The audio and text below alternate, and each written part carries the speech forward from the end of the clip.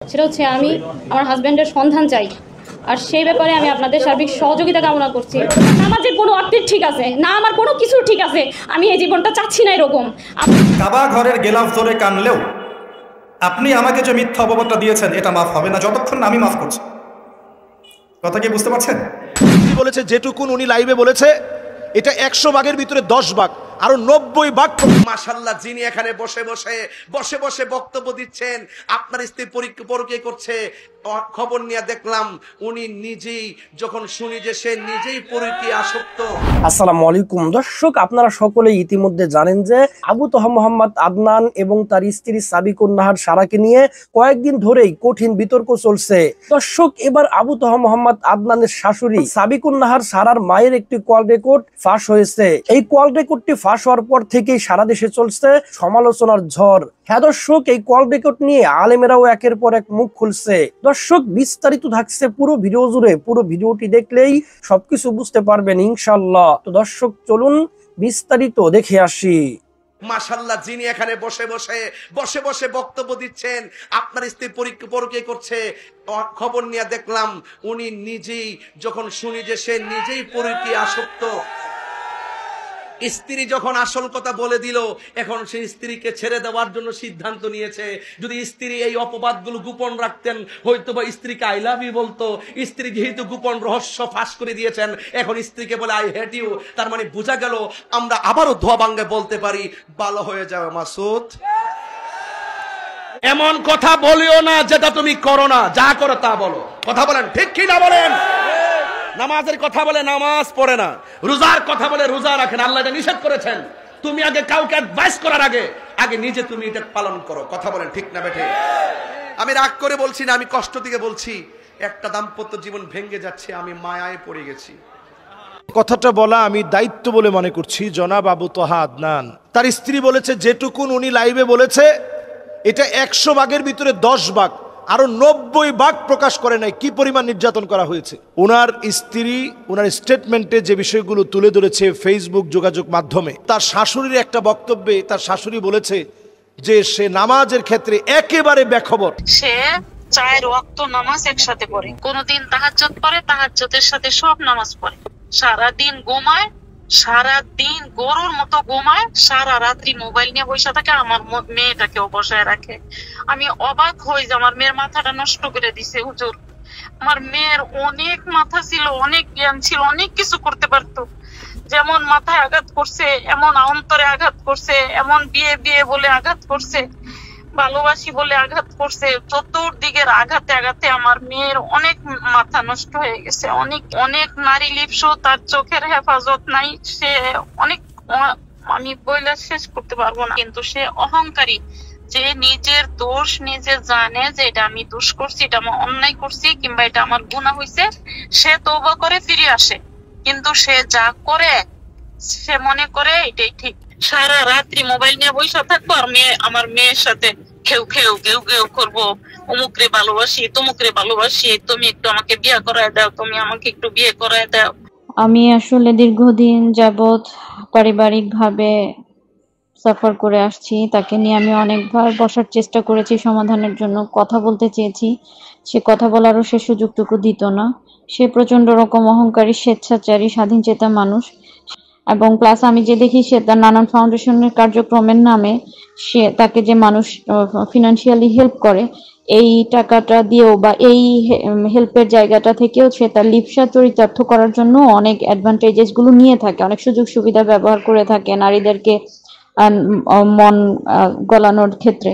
আবু তোহা আদনানকে আমি যতটুকু দেখেছি মাহফিল অঙ্গনে অনেক সময় সে অনেক দেরি করে মাহফিলে পৌঁছায়, এবং আমি নিজে এটা সাক্ষী যে রাত 11টার সময় সে মাহফিলে গিয়েছে, 11টা 29 মাহফিলে গিয়েছে, যেখানে আমি নিজে বক্তা ছিলাম। প্রশ্নের মুখে এজন্য কথা বলতে চাই কারণ ওনার স্ত্রী মাওলানা কোরবান আলী রহমতুল্লাহ আলাইহির একজন মেয়ে। মাওলানা কোরবান আলী বাংলাদেশের অত্যন্ত প্রথিতযশা একজন আলেম ছিলেন, যার 36টা প্রতিষ্ঠান রয়েছে। জনাব আবু তোহা আদনান সাহেবের স্ত্রীর প্রত্যেকটা ভাই অনেক ভালো ভালো আলেম, মাদ্রাসার খিদমতে আছেন। এমন একটা পরিবার থেকে বিলং করা একটা মেয়ে, যার আগে একটা ডিভোর্স ছিল, সংসার বিচ্ছেদ হওয়ার পরে তার সঙ্গে বিবাহ হয়। আমরা দেখেছি যে আবু তহা আদনানকে নিয়ে যে বিষয়গুলো নিয়ে বারবার প্রশ্ন আসছে এবং কথাটা বলা আমি দায়িত্ব বলে মনে করছি। জনাব আবু তহা আদনান বাংলাদেশের সুপরিচিত দিন প্রচারকদের মধ্যে তিনি একজন, যারা দিনের কথা বলেন তাদের মধ্যে একজন, দাঈ ইলাল্লাহ। যদিও তিনি মাদ্রাসায় পড়েছেন, মাদ্রাসায় পড়ুয়া কোনো আলেম নন। আলেম বলতে যা বোঝানো হয় বাংলাদেশে, এই সিস্টেমেটিক পদ্ধতিতে তিনি গড়ে ওঠা কোনো আলেম না। জেনারেল থেকে আসা, হঠাৎ করে ঘুম হয়ে যাওয়া এবং চমকপ্রদ আখিরুজ্জামান, শেষ জামানার গল্প, যা নবীজি সাল্লাল্লাহু আলাইহি সাল্লাম বলেছেন, যে কথাগুলো আমরাও আমাদের অসংখ্য আলোচনায় আখিরুজ্জামান নিয়ে কথা বলি, এই কথাগুলোকে তিনি অত্যন্ত সুন্দর উপস্থাপনায় জাতির সামনে পেশ করেছে। জাতি ওনার কথাগুলো গ্রহণ করে নিয়ে অনেক যুবকের পরিবর্তন হয়েছে। পারিবারিক কেমন একটা স্ট্র্যাটেজি এখন দেখা দিয়েছে।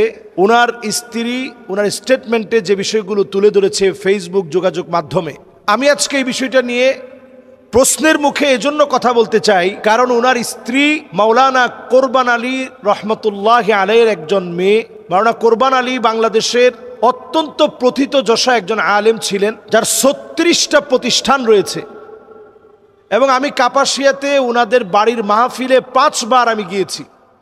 আমি দেখেছি তার প্রত্যেকটা ভাই, জনাব আবু তহা আদনান সাহেবের স্ত্রীর প্রত্যেকটা ভাই অনেক ভালো ভালো আলেম, মাদ্রাসার খিদমতে আছেন, মসজিদের খতিব হিসাবে আছেন, সবাই ইলমের সাথে লেগে আছে। এমন একটা পরিবার থেকে বিলং করা একটা মেয়ে, যার আগে একটা ডিভোর্স ছিল, সংসার বিচ্ছেদ হওয়ার পরে তার সঙ্গে বিবাহ হয়। এরকম একটা মেয়েকে যদি আপনি আশ্রয় দেন, নবীজির হাদিস অনুযায়ী আস-সাঈ আলাল আরমালাতি ওয়াল মিসকিন কাল মুজাহিদি ফি সাবিলিল্লাহ, এটি আল্লাহর রাস্তায় জিহাদ করার সমান সওয়াব। যে আপনি এমন একজন অসহায়কে জায়গা দিবেন যে বিধবা, যার আগে বিবাহ ছিল। তো এটা জেনে বুঝে আপনি একটা আলেম ফ্যামিলিতে বিয়ে করলেন। বিয়ে পরবর্তী সময়ে এক পক্ষ কথা শুনে, এক পাক্ষিক কথা শুনে বিচার বিশ্লেষণ অনেক সময় করা যায় না, সঠিক সিদ্ধান্ত দেওয়া যায় না। তারপরেও যেহেতু এই পরিবারটাকে আমি কাছ থেকে চিনি, তাদের সম্পর্কে কাছ থেকে আমি জানি, আবু তহা আদনানকে আমি যতটুকু দেখেছি মাহফিল অঙ্গনে অনেক সময় সে অনেক দেরি করে মাহফিলে পৌঁছায়। এবং আমি নিজে এটা সাক্ষী যে রাত 11টার সময় সে মাহফিলে গিয়েছে, 11টা 29 মাহফিলে গিয়েছে, যেখানে আমি নিজে বক্তা ছিলাম। এতে করে মাহফিল কর্তৃপক্ষের সাথে তার মন কালাকালি এবং কটুবাক্য লেনদেন, উচ্চবাচ্য হওয়া, এগুলো সব হয়েছে। আমরা এই অঙ্গনে আজকে 11টা বছর ধরে কথা বলি, কিন্তু আলহামদুলিল্লাহ কথা বলতে গিয়ে আমরা দেখেছি, আমরা তাদের কাছ থেকে কথা নিব, ফানজুরু আম্মান তাখুযুনা দীনাকুম। আমি যুবকদেরকে লক্ষ্য করে বলি, তাদের কাছ থেকে কথা নেবেন, চুলের গোড়া থেকে শুরু করে পায়ের তালু পর্যন্ত পরিবর্তন আছে, তাদের কাছ থেকে কথা নেবেন। আমরা অনেক সময় যেটা করি, বাহ্যিক মানুষের পরিবর্তন দেখে অনেক সময় তার কথাগুলোকে আমরা অমূল্য মনে করি। হতে পারে তার কথায় মানুষ হেদায়েত হবে, কিন্তু পারিবারিকভাবে একটা মানুষ যদি আখলাকি না হয়, যদি পারিবারিকভাবে খয়রুকুম লি আহলি, পরিবারের কাছে যদি আপনি সেরা হতে না পারেন, তার স্ত্রী যে স্টেটমেন্ট দিয়েছে সেখানে বারবার বলেছে যে তাকে আঘাত করা হয়েছে, প্রতিদিন আঘাত করত, মারত, খারাপ ব্যবহার করত।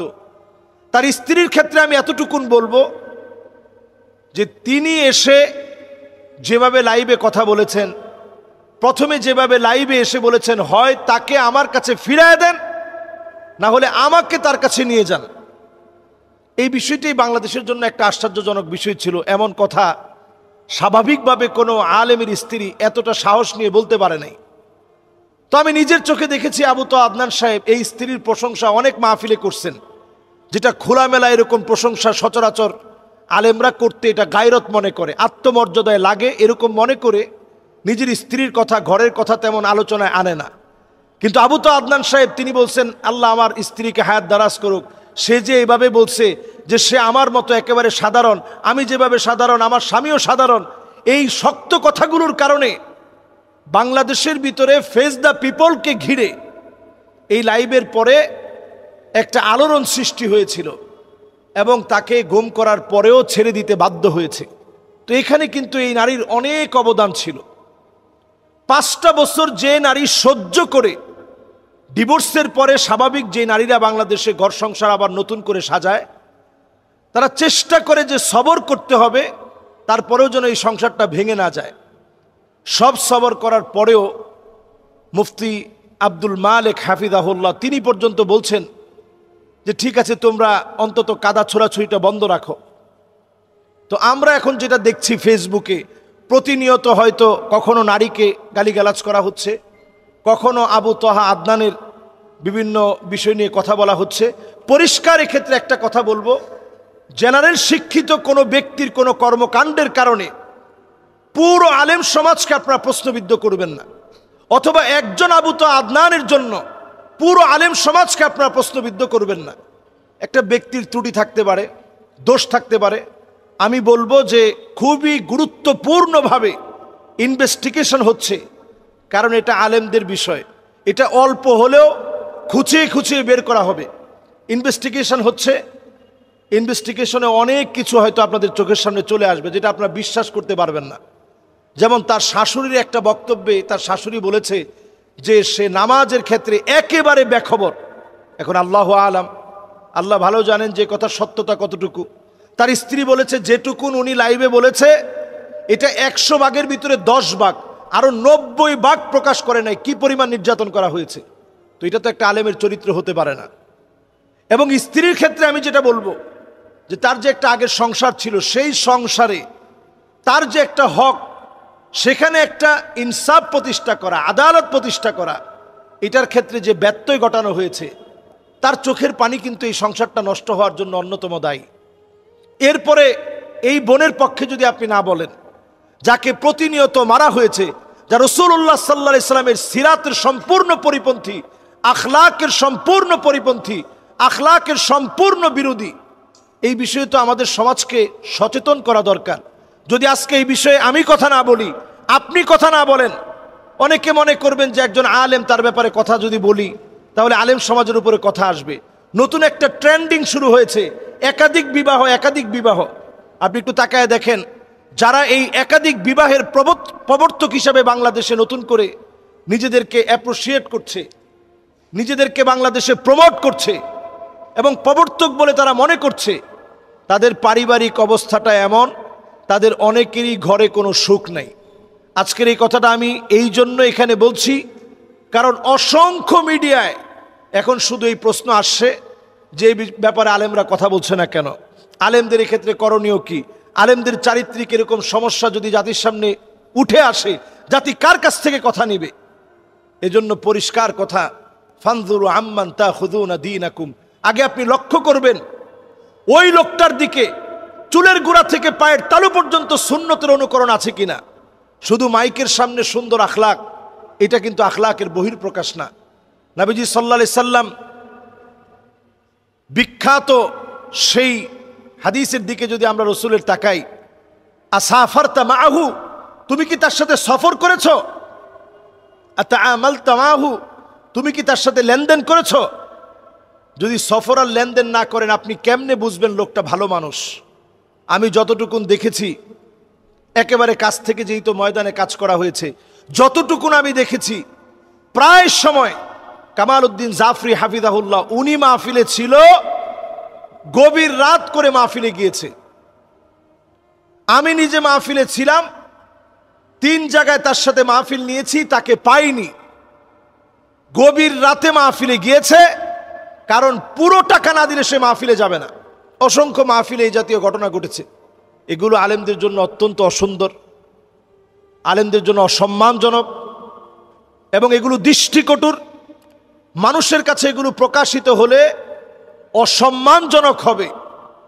আজকের এই আলোচনা থেকে আমি সজাগ করতে চাই, আমরা গালিগালাজ করার ক্ষেত্রে সতর্ক হই, কথা শোনার ক্ষেত্রেও সতর্ক হই। কার কাছ থেকে কথা শুনছি? আমি এক মাহফিলে নিজের চোখে দেখেছি 11:29 যাওয়ার পর মারামারির অবস্থা। তো এই যে এই জাতীয় ঘটনাগুলো ঘটেছে এতদিন ধরে, এমন কথাও শুনেছি, আল্লাহু আ'লাম, আল্লাহ ভালো জানেন, যেরকম মানুষের সামনে প্রকাশ করছে, এই বিষয়গুলো যখন প্রকাশিত হবে, জুমার নামাজ যেখানে পড়াতেন ওই এলাকার মানুষ কাপাসিয়াতে, আমি সেখানে 5 বার মাহফিলে গিয়েছি, সে এলাকার মানুষ আমাকে বলেছে যে ইচ্ছে মতো এসে সময় গময় নাই এসে জুমার নামাজ পড়াতো। তো এই বিষয়গুলো কিন্তু সজাগ থাকতে হবে। একজন দায়ী সব বিষয়ে আপনাকে সজাগ দৃষ্টি রাখতে হবে। এবং এমন বিষয়গুলো যখন আমরা শুনি আমরা ব্যথিত হই। একটা বোনের আর্তনাদ আমাদেরকে অনেক সময় ব্যথিত করে, একজন মায়ের আর্তনাদ আমাদেরকে ব্যথিত করে, একজন ভাইয়ের আর্তনাদ আমাদেরকে ব্যথিত করে। কাজেই এই বিষয়গুলো একেবারে ছোটোখাটো বিষয় না। ভুলে ভরা মানুষের জীবনে অনেক ভুল আছে। হুন্না লিবাসুল লাকুম ওয়া আনতুম লিবাসুল লাহুন্না, তারা আমাদের কাছে আমাদের পোশাকের মতো। এই পোশাক যেন ময়লা না হয়, এটা আগে থেকে আপনার সজাগ থাকা দরকার ছিল। আরেকটি বিষয় বলতে চাই, আমরা যারা ফেসবুক চালাই, আপনি যদি সৎ একনিষ্ঠ মুখলেস হন, আপনি আপনার ফেসবুকের অ্যাক্সেস আপনি আপনার স্ত্রীকে দিয়ে দিবেন। তার তো নতুন করে ফেসবুকের দরকার নেই। ফেসবুকে এত ফলোয়ারের দরকার তো আপনার স্ত্রীর নেই। আমাদের বাসায় যারা আছে, আমার ফেসবুক সবাই চালায়। আমার ট্যাব, আমার আইপ্যাড, আমার মোবাইল, সব জায়গায় একটা ফেসবুক লগ ইন করা। সবাই এটাতে যে কোনো মুহূর্তে অ্যাক্সেস করতে পারে, প্রবেশ করতে পারে, দেখতে পারে। এতে করে আমি নিজেও সন্দেহমুক্ত থাকলাম, বাসার সবাইও সন্দেহমুক্ত, একটু শান্তিতে থাকলো। সম্মানিত দর্শক শ্রোতা, আশা করি সম্পূর্ণ ভিডিওটি দেখেছেন এবং সবকিছু বুঝতে পেরেছেন। দর্শক, এই ঘটনা কতটুকু সত্য মিথ্যা জানি না, তবে এই সমস্ত আলেমদের কারণে আজকে ইসলামের বদনাম হচ্ছে। ইসলামকে নিয়ে হাসি ঠাট্টা করছে অমুসলিমেরা, ইসলামকে ব্যঙ্গ করছে নাস্তিকেরা। সমাজে কিছু কিছু আলেমেরা আছে যারা ইসলামের দোহাই দিয়ে নিজের স্বার্থকে হাসিল করতেছে। এদের মতো কিছু লেবাসধারী আলেমেরা যে থাকবে, এ ব্যাপারে রাসূল পাক সাল্লাল্লাহু আলাইহি ওয়াসাল্লাম হাদিসের মধ্যে বলে গিয়েছেন। কিছু ব্যক্তিরা থাকবে যাদের উপরটা থাকবে সুন্দর, কিন্তু তাদের ভিতরটা থাকবে পচা দুর্গন্ধ। আল্লাহ সুবহানাহু ওয়া তাআলা যেন আমাদেরকে এই সমস্ত ফিতনা থেকে হেফাজত করেন, আমিন আমিন। তো দর্শক, আজকের এই ভিডিওটি এ পর্যন্তই। ভিডিওটি ভালো লাগলে লাইক এবং শেয়ার করে দিয়েন। আর হ্যাঁ, নিত্য নতুন আপডেট ভিডিও পেতে চ্যানেলটি সাবস্ক্রাইব করতে ভুলবেন না। দেখা হবে নতুন ভিডিওতে। ততক্ষণ ভালো থাকুন, সুস্থ থাকুন। ফি আমানিল্লাহ।